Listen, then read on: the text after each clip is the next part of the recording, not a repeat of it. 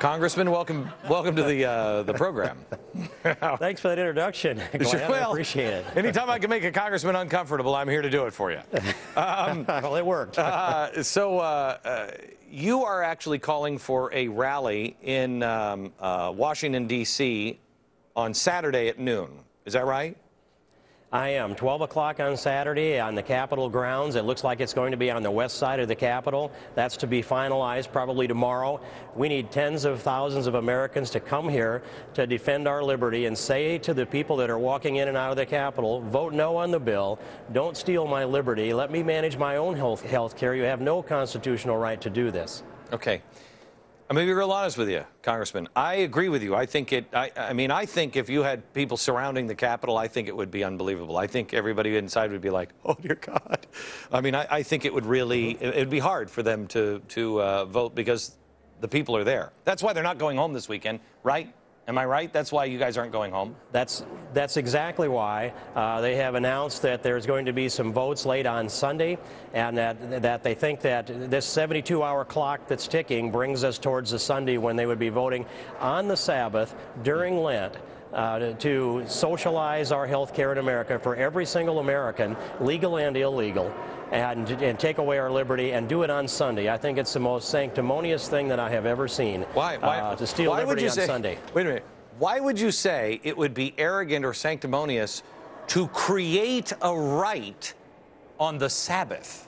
I mean, it is, I mean, to these guys, Samuel Adams, that is a slap in the face of God. That is absolutely unbelievable, but appropriate. And Glenn, well, I think what they get wrong, so wrong, is the other side, the left, the liberals, the progressives that you've articulated so well, they believe that rights are something that are conferred by government. They have argued for a long time that there's a right to health care and there's a right to a health insurance policy that each one of us belongs to our very own. And I argue rights come from God. If government grants you your rights, then government can take them away and you have no recourse. You have to submit to government. Congressman, hold on just a second. Congressman King, we'll be back in just a second.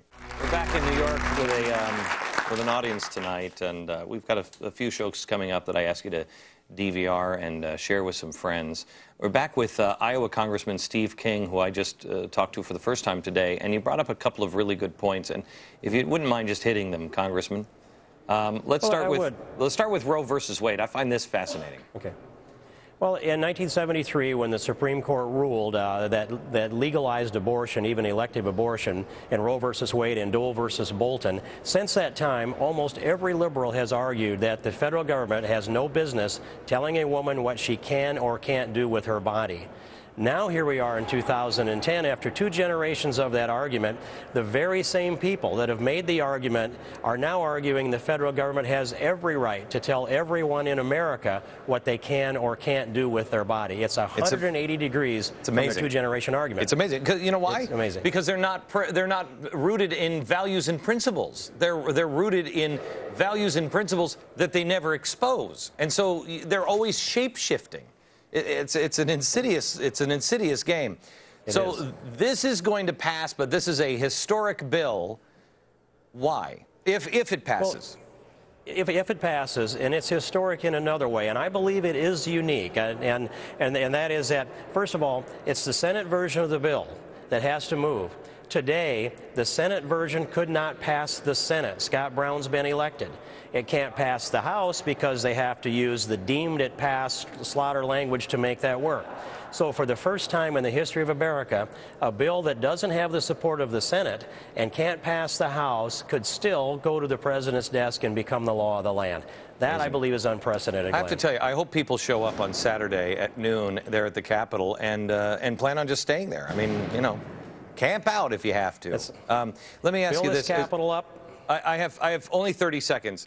Is there any sense of trepidation at all from people who are thinking about voting for this? Are they worried at all that this might just tear this country apart, taking over health care, 1/6 of the economy, and education? I think they're worried about themselves and their political career. And I think some of them are just committing political suicide and they know it. Others are doing a calculation that they can explain this away by November. Yeah, I don't think they've thought about the American people losing their liberty. No, they have no idea. Yep. Reset the American clock is what needs to happen here, and the election's in November. But we can beat this, Glenn. We can beat it. Thank you very much, Congressman.